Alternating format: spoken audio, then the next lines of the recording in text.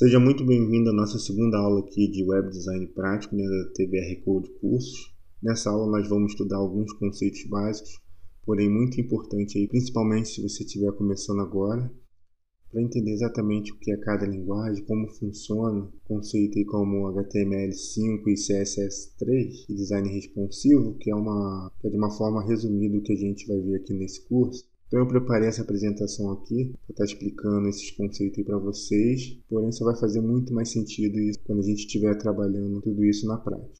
Então o que é HTML/HTML5? Eu coloquei aqui o HTML/HTML5 porque basicamente o HTML ele está em constante evolução, ou seja, está sempre surgindo uma nova versão aí da linguagem. E essas novas versões que são lançadas não quer dizer que muda em si a lógica do HTML, nem muito menos a sua funcionalidade. Mas de fato, junto com essas novas versões que surgem do HTML, também surgem diversos componentes que a gente pode estar trabalhando dentro da nossa página da web. Então, por isso que eu coloquei aqui essa barra aqui, HTML, HTML5. Mas resumindo, o HTML é uma linguagem de marcação, Muita gente acha que o HTML é uma linguagem de programação. Na verdade, apenas se trata de uma linguagem de marcação. E por que é uma linguagem de marcação?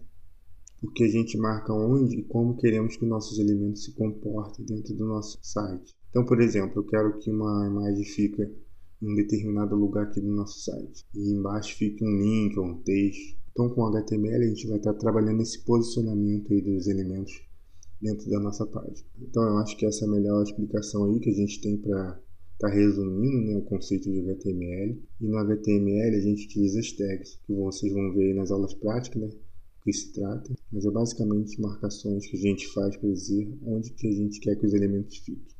Então eu não vou colocar exemplos de código aqui agora nessa aula, que quando a gente começar a trabalhar na prática, a gente vai entender bem o conceito dessas tags. Então vamos passar aqui para o próximo slide. Deixa eu voltar aqui. Então agora o que é o CSS/CSS3? Então a mesma coisa, assim como no HTML, o CSS também está em constante evolução, e no caso do CSS, ele permite que a gente tenha novas propriedades. Então se no HTML a gente faz toda a marcação da página, de texto, de imagens, de links, do que for, então o CSS vai fazer a estilização completa do nosso site, ele vai fazer com que o nosso site fique bonito, onde a gente pode estar aplicando em cores, fontes, largura, altura dos nossos elementos. Então é pelo CSS que a gente consegue fazer essa estilização. Então ele está diretamente aqui relacionado com o HTML e vice-versa, O HTML também precisa do CSS para poder ser uma página bem feita, Então, diferente do HTML, ao invés das tags, nós utilizamos as propriedades, Nós vamos trabalhar propriedades. As propriedades são, por exemplo, o tamanho da fonte, que eu falei, cor de fundo, espaçamento entre um elemento e outro, posicionamento. Cada versão da linguagem vão surgindo novas propriedades também. Bom, e por último, temos o conceito aqui de design responsivo. Muito importante nós entendermos o conceito, como a gente aplica esse design responsivo na nossa página. O design responsivo faz com que o nosso site se comporte em qualquer dispositivo. Ele está diretamente relacionado aqui com o nosso arquivo de CSS, que são regras que a gente vai aplicar dentro do código. Então, 2 pontos muito importantes.